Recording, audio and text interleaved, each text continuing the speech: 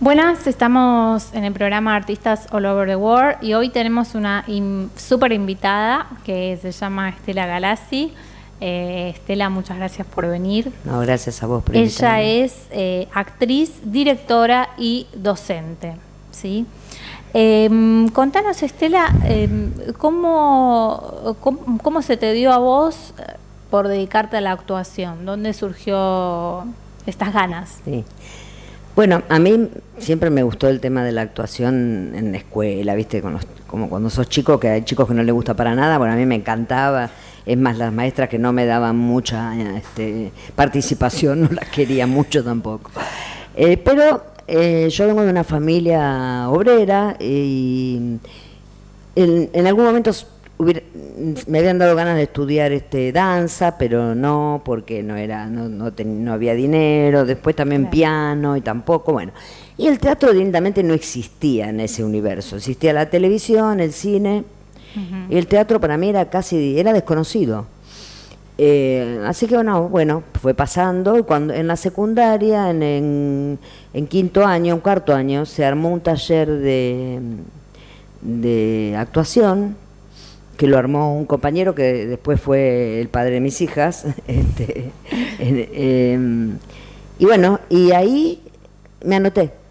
Y empecé, y te digo que creo que, no sé, habré hecho 3 meses y dije, esto es lo mío y no pienso hacer otra cosa. Así que desde ahí empecé a hacer teatro vocacional en Zárate. Yo viví en Zárate muchos años. No soy zarateña, pero me crié en Zárate. Y hacíamos teatro con distintos maestros. Había 2 o 3 personas que enseñaban y dirigían, muy poco, o sea, se dirigía una obra por año y con un sacrificio tremendo, porque empezabas con una obra con 10 actores, los actores se iban y terminabas haciendo un recital de poesía con los 3 que habían quedado. Claro. Pero bueno, que a mí me encantaba igual, y eso fue más o menos empecé en el 74, 75 por ahí. En la época de la dictadura. Antes, claro.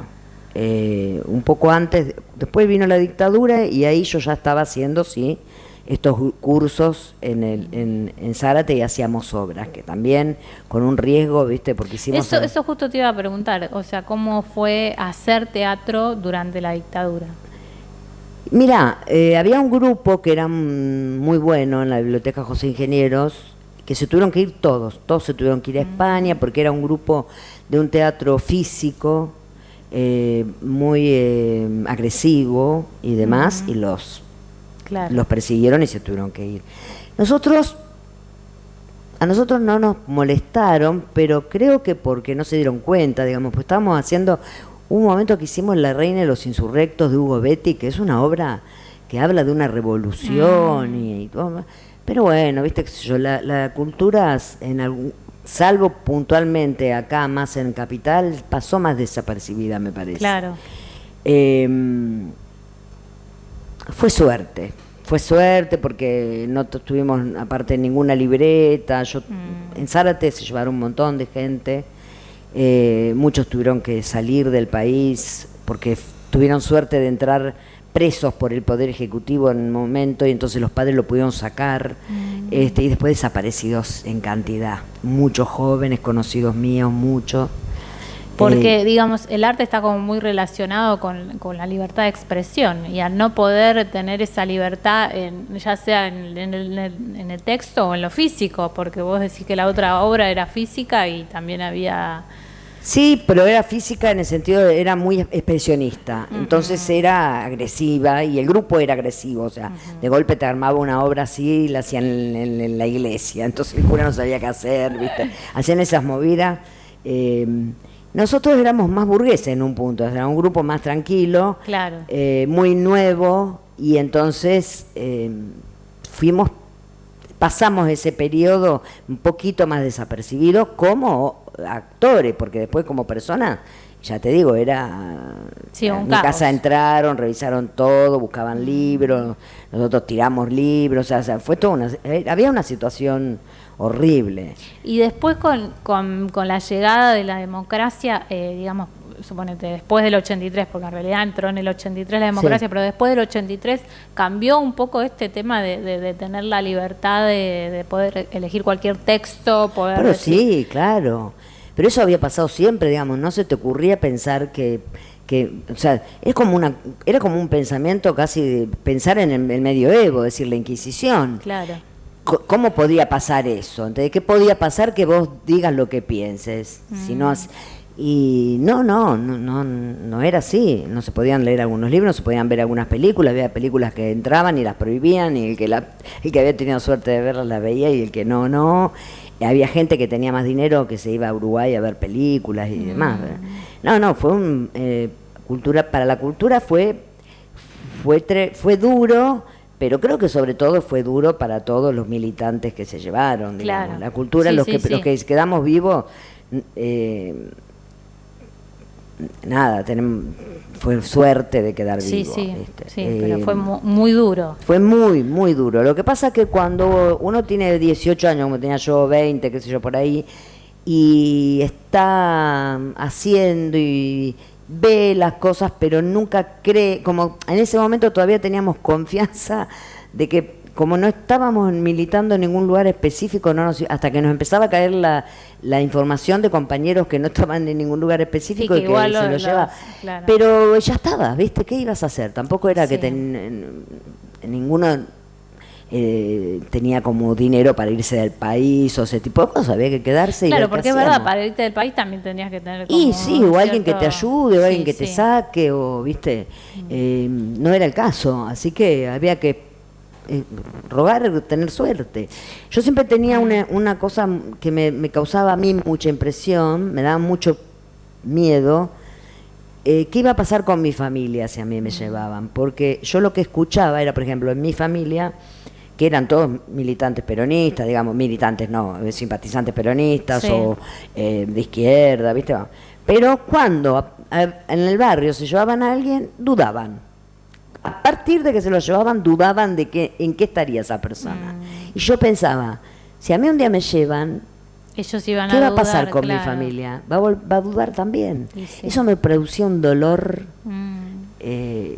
porque a mí me dolió mucho eso en la sociedad, como la reacción en general, de mirar para otro lado, de esto, de decir, bueno, algo habrán hecho, ¿viste? Porque, bueno, las Fuerzas Armadas eran asesinas en ese momento. Generaban eso también, digamos, que la gente se cuestione sobre lo otro. Rápidamente se pasa a ese lugar, ¿viste? El fascismo, el facho lo tenemos ahí, raspás un poquito y está el facho. Sí, totalmente. Y bueno, eso me deprime profundamente. Sí, es bravo, y sobre todo en el mundo, digamos, artístico, donde uno quizás tiene como más libertad en el decir y en el hacer.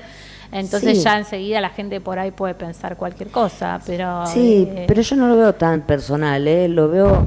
O sea, yo creo que sí, el mundo del arte te da, del espectáculo, te da la posibilidad de pensar tantas variantes, ¿no? Cuando uno agarra una obra de teatro, piensa tanto en las posibilidades de ese personaje, por dónde va su cabeza. Hay tantas contradicciones y uno empieza a aceptar la contradicción como algo inherente al ser humano. Entonces, cuando el resto de la gente enseguida encasilla, no puede aceptar esa contradicción, ahí es doloroso. Y sí. Yo creo que tendría todo el mundo que hacer algo artístico para empezar a darse cuenta de que, bueno, que una cosa es lo que uno quiere y otra cosa la que le sale, una cosa lo que planea que le va a pasar y otra lo que recibe. Claro, porque vos me estás hablando desde tu plano de experiencia como docente y también digamos en cómo armás tus personajes. Pero volvamos entonces un poquito para atrás. Estabas en Zárate haciendo teatro y después viniste para... Claro, más o menos en el 81, 82... empecé a viajar acá a estudiar. La idea mía era que yo iba a hacer teatro siempre, sea donde fuera, pero llega un momento que en una ciudad llega un límite, digamos. Vos llegás a un techo tuyo en ese lugar porque, Sí, bueno, sí. porque no tenés desafíos. No hay tantos profesores No hay de tantos actuación, profesores, no claro. tenés tantos compañeros, porque por ahí el profesor no es tan grave, sino que no tenés con quién encontrar pares que Claro. tengan la misma pasión tuya.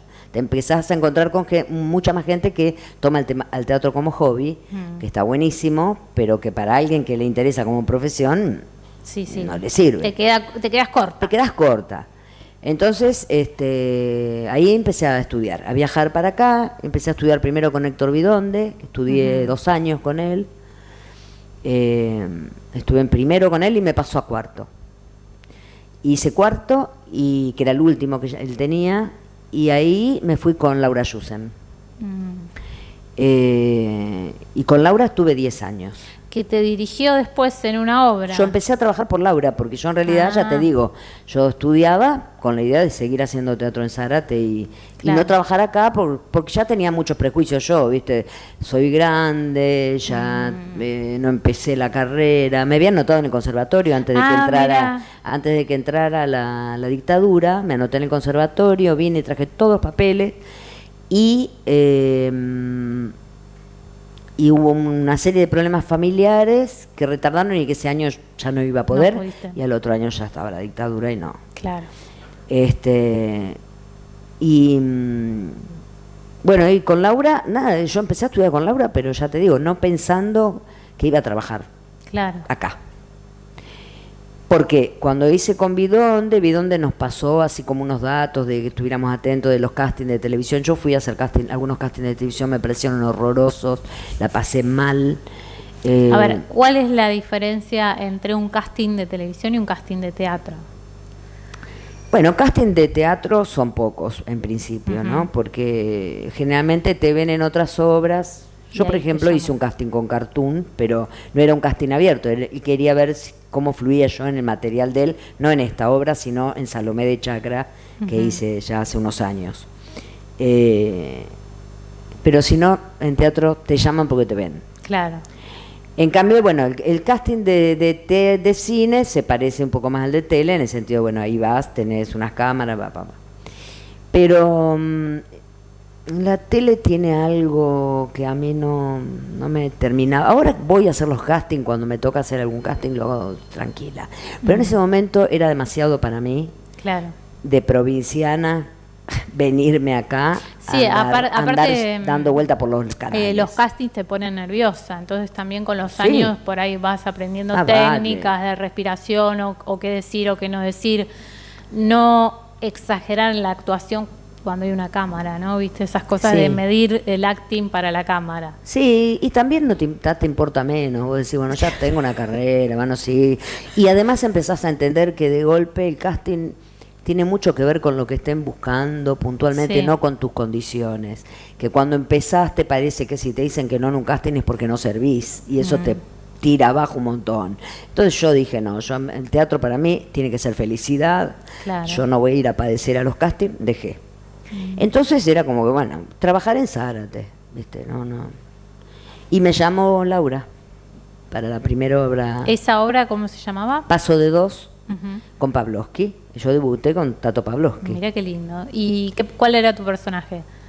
Mira, mi personaje Paso de Dos es una obra de una mujer y un hombre, que justamente es un torturador, un militar, con una chupada, una mujer que está ahí prisionera, una prisionera, pero que se produce una relación sexual o amorosa entre ambos. Entonces la obra son dos. Y Tato, en ese momento, ya había empezado a trabajar con Susie Evans, que es su mujer, que fue su mujer muchos años, hasta ahora, pobrecito, que murió. Y bueno, el trabajo de ella era una moribunda, entonces los textos eran unos monólogos larguísimos. Y no había algo que pasaba. Entonces Laura decidió que el monólogo fuera, el texto de ella fuera en off. Entonces me pidió a mí si lo podía grabar. Entonces yo dije que sí, por supuesto, encantada. Entonces me dijo, bueno, pero vas a tener que venir a unos ensayos porque el texto tiene que ir encajando con lo que cuando para la Tato, acción, claro. claro. Entonces veniste a unos ensayos y después lo grabamos. Bueno, entonces fui a los ensayos, me dice, bueno, sentate allá en una sillita, allá en un costado, y de ahí tiras los textos. Y yo empecé a trabajar en la silla y a ella le gustó lo que yo hacía en la silla. Y entonces me dijo, no, al segundo o tercer ensayo me dijo, no, vas a estar adentro de la obra. Voy a desdoblar el personaje femenino. Los últimos años se agregó mucho el tema del baile y del canto porque empezó a tener mucha fuerza también la comedia musical. Entonces, a mí me parece que es un momento interesante para el teatro. Bien, y ahora van a reestrenar, mejor dicho, en un par de días a fines de abril, el mes que viene, mejor dicho, Sí. el mes que viene, la obra La Vis Cómica. ¿De qué trata esta obra que está siendo muy famosa? Todo el año pasado tuvo una excelente temporada. ¿De Sí. qué trata? Sí, la obra que escribió Cartoon, somos 4 actores, Mario Larcón, Luis Campos, Utuli y yo. Transcurre en la época del virreinato, es una compañía española que viene acá a ver si hace el América, digamos, y viene Angulo, que es como el jefe el capo cómico, el escritor que hace Luis Campos, yo soy la esposa de Angulo, y un perro, traen el perro del escritor. Y entonces la obra cuenta los avatares de esta compañía en el virreinato, donde ya hay una compañía establecida, y bueno, y se trata de eso y de alguna otra interna entre los mismos personajes. Es muy divertida y a la vez es muy profunda, tiene muchas capas, como todas las obras de Cartoon, que es un gran autor y que entonces siempre hay cosas para descubrirle. Y nosotros estuvimos en el Teatro San Martín, siempre lleno, siempre localidades agotadas, y ahora vamos al Caras y Careta a partir más o menos de fines de abril, principio de mayo. Que ahí seguro que se va a conseguir entrada porque la sala tiene más disponibilidad, ¿no? De butacas. Sí, la sala es más grande y aparte, bueno, se supone que ahí empezamos en mayo y si todo va bien seguiremos. Claro. Lo único que vamos 2 días, en el San Martín íbamos 5, ¿no? Pero bueno, yo pienso que va a pasar como con Terrenal y que la gente la va a poder ver varias veces si Claro, quiere. durante varios años. Sí.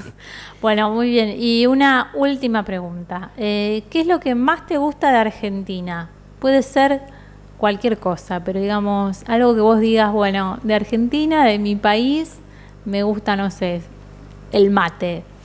Lo que a vos te guste puede estar relacionado con el arte o no, pero ¿qué es lo que te gusta?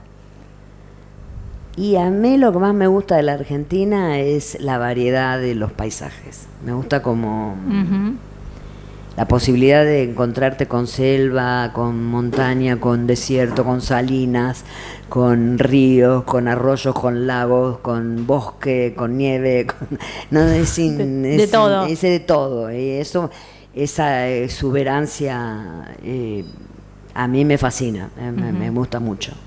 Bueno, Estela, muchas gracias por venir y ¿nos querés dejar tus redes?